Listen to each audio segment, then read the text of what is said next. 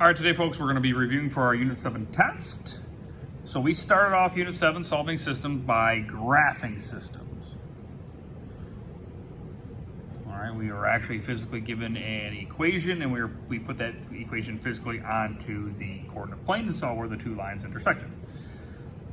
So y equals -1/2 x plus 5 is one equation. The other equation is y equals 3x minus 2. All right, so our top equation here has a y-intercept, or our b over here, and that's 0, 5. So that's the first point I find, over 0, up 5, which is right up here. And then my slope is -1/2 x, and I always put the numerator, or the negative sign with the numerator.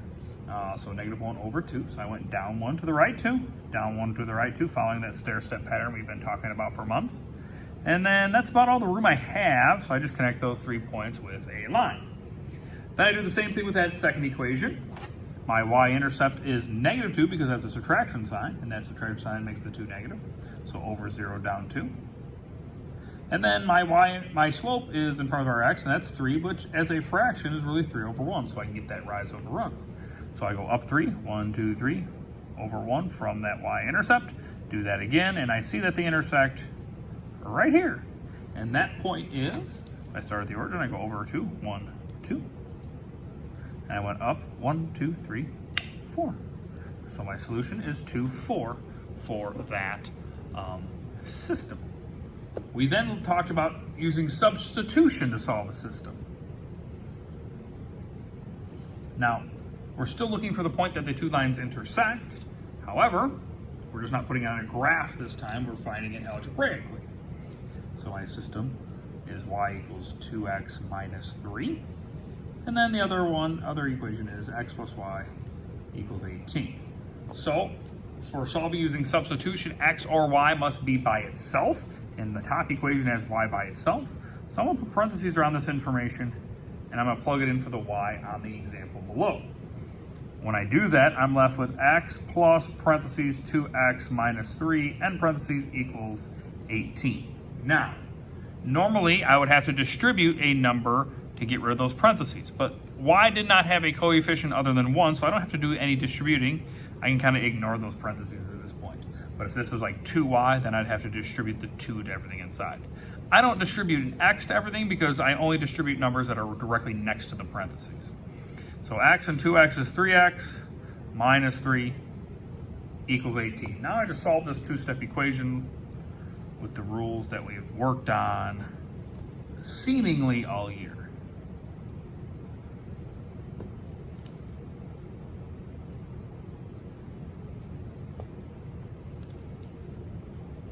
And I got x is 7. Now, if x is 7, 7 plus y would give me 18. So y has to be a nice, easy, simple number. That number would have to be 11. So my solution is 7, 11. A place that never closes. Get slushies as big as your face.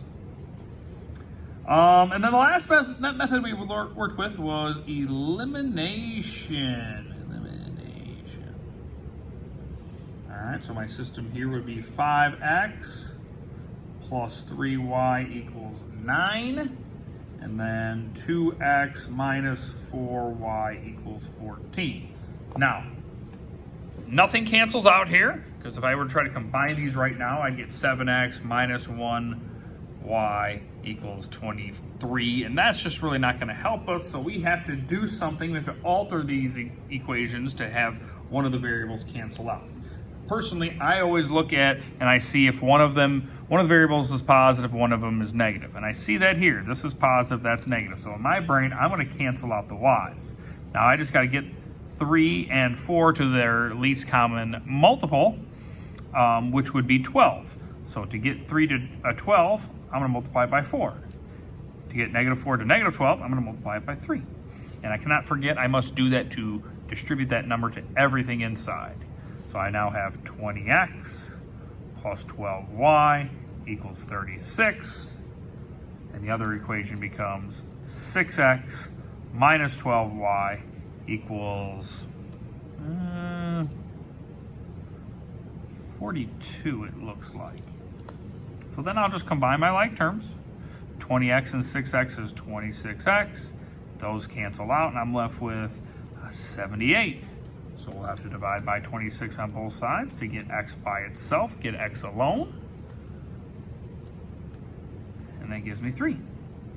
Then I have to go back in and figure out what y is. So I'm going to probably work with this bottom equation, a little bit smaller numbers here. So 2 times 3 minus 4y equals 14, which really is 6 minus 4y equals 14. I'm going to subtract 6 from both sides. I get negative 4y equals 8.